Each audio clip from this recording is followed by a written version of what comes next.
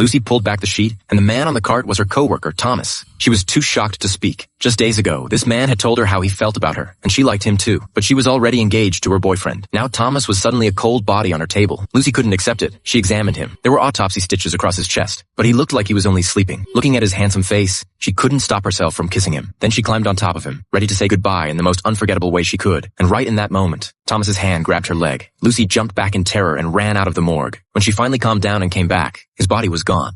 She rushed outside the funeral home, and there he was, standing there, alive. He had taken a drug that slowed his breathing and heartbeat down to almost nothing. Even the stitches on his chest were fake. He admitted he played dead on purpose. He said he'd seen right through her. She'd been burying her real self, living numb, just going through the motions. He wanted to wake her up with the closest thing to death he could give her, but he admitted something else too. When she got close to him, he was too selfish to stop her. Lucy felt like she'd been played in the sickest way possible. She told him she never wanted to see him again, and she walked away without looking back.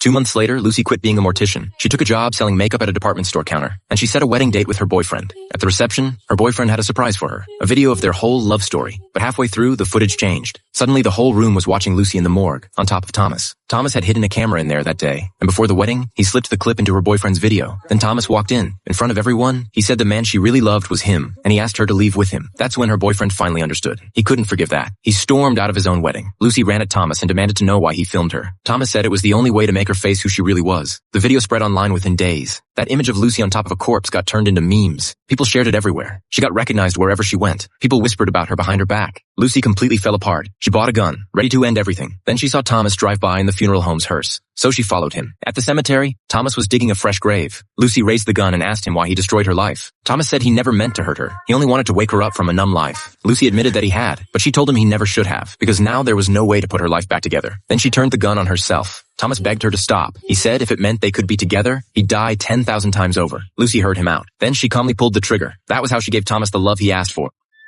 Thomas dropped into the grave he had dug himself. Lucy started up the machine beside it, the one used to fill the hole. Then she jumped in and wrapped her arms around him, and their sick, twisted love story was buried under the dirt, inch by inch.